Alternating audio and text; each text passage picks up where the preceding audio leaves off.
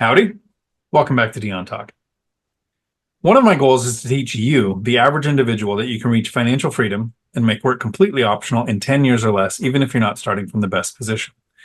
And I do it through buy and hold real estate. And one of the things I've done is prepare for certain things that could happen so that the stress of those things happening isn't affecting me.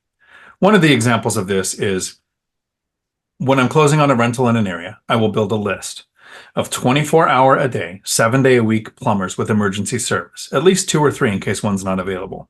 7-day a week, maybe not 24 hours a day, but electricians with emergency service in case one's not available. I will already have those lists down.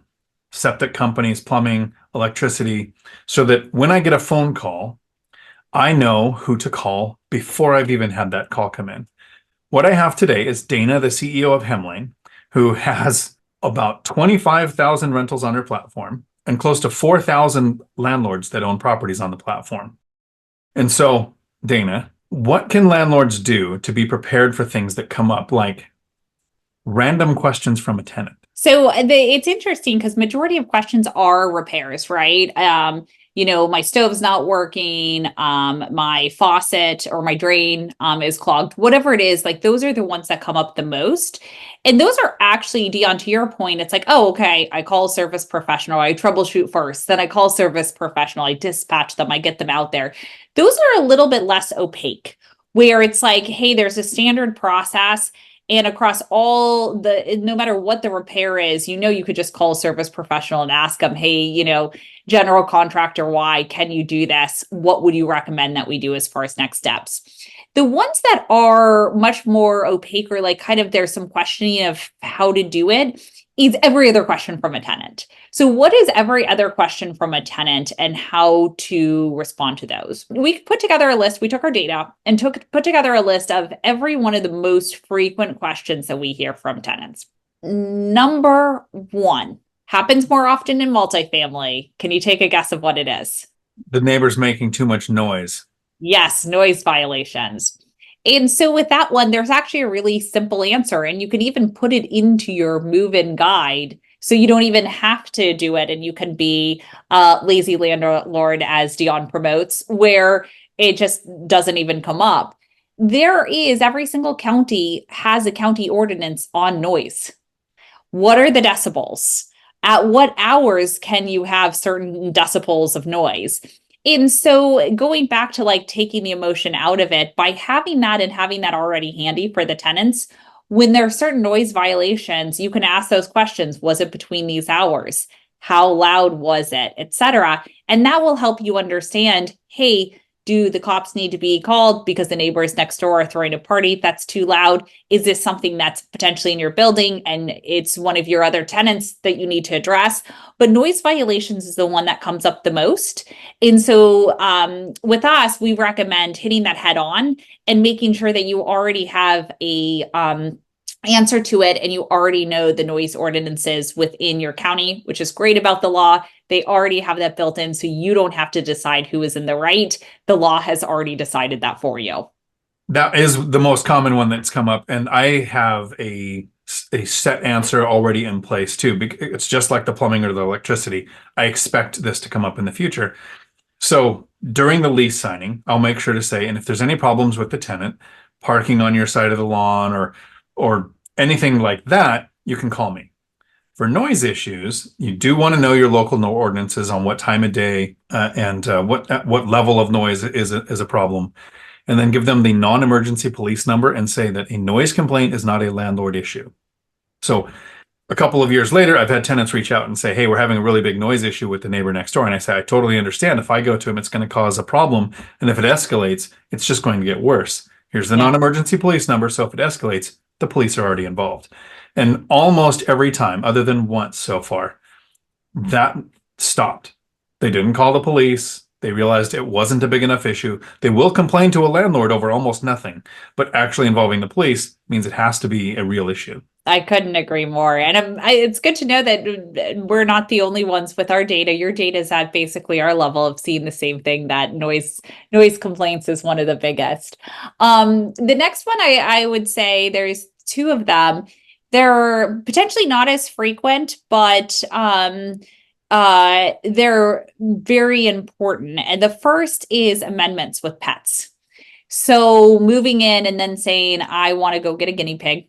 I want to go get a dog. What is the policy and how does that happen? And so that's a simple one where you have an amendment that you put onto the lease that basically says, okay, great. Now we're allowing you to have a pet. You have your pet rent or pet deposit in there, which you should refer back to the marketing, the listing that you had to say, okay, I was going to charge that at point of you when you were leasing it then. So it's going to be the same price. And then every specific about that pet.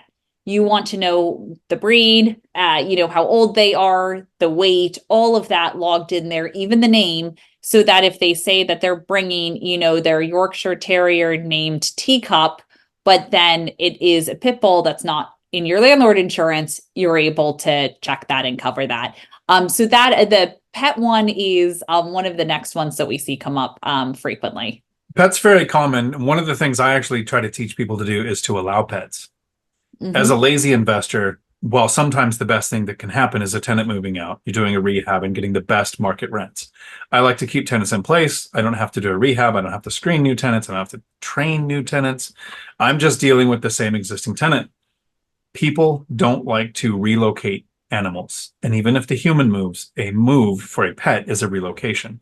So one of the ways I keep my tenant turnover to a minimum is by allowing pets.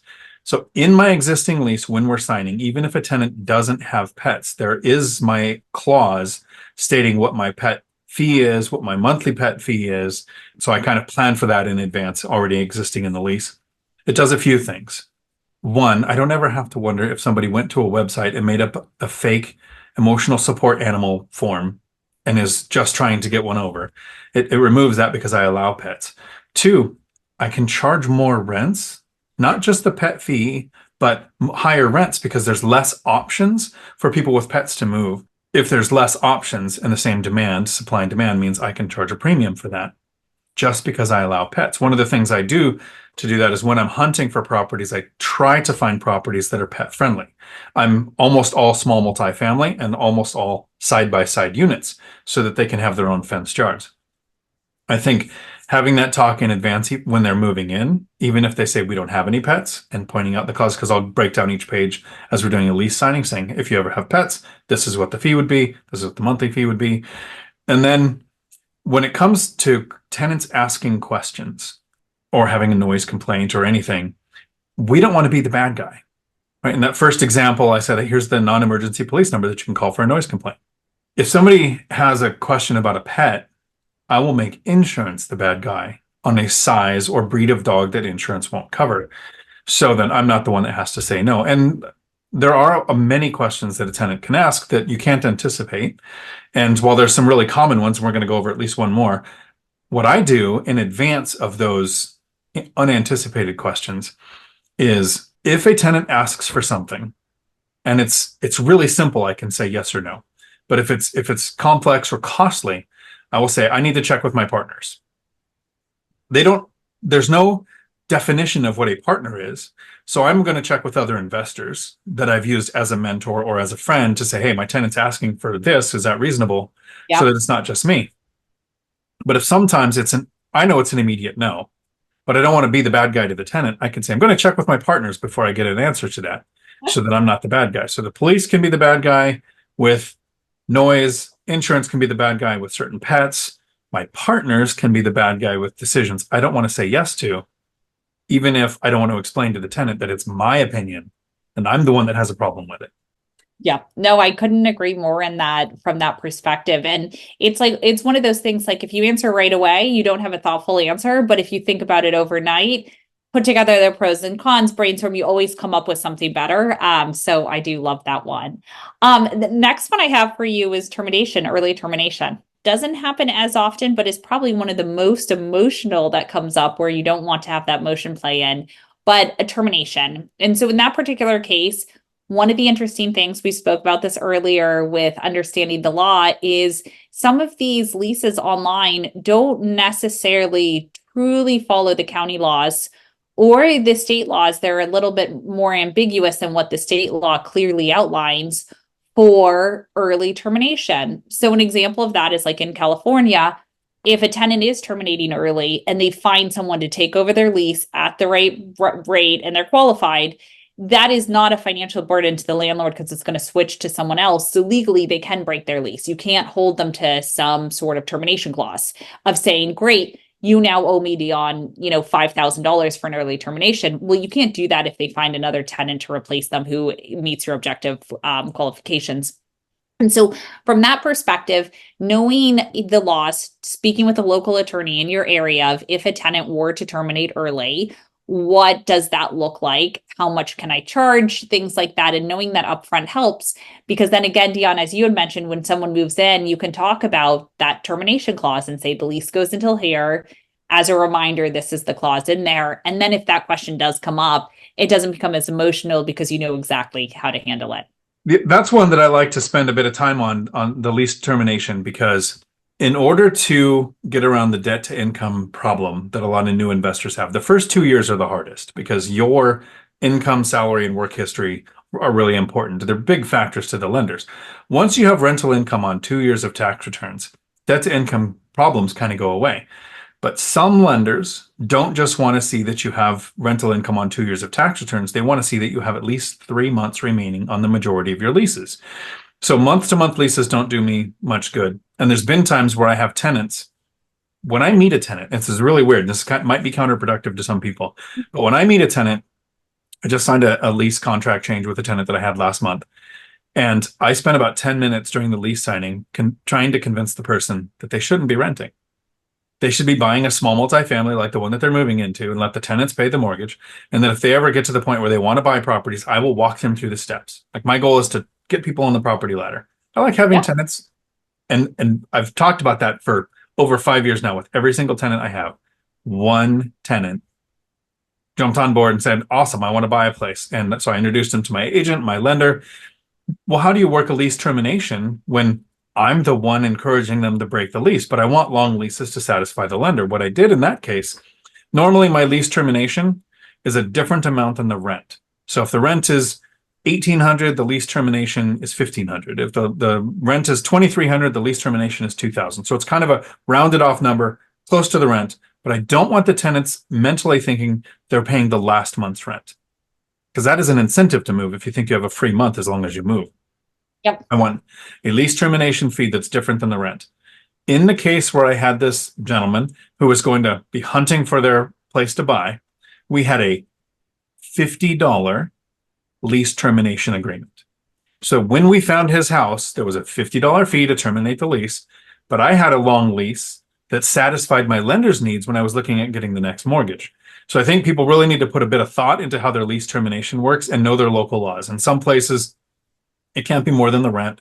In others, it's to the end of the lease unless it's rented out. And sometimes the tenant can find the person. Sometimes the landlord is required to be looking for the person advertising the property. Yep. But yes, that's definitely one to consider.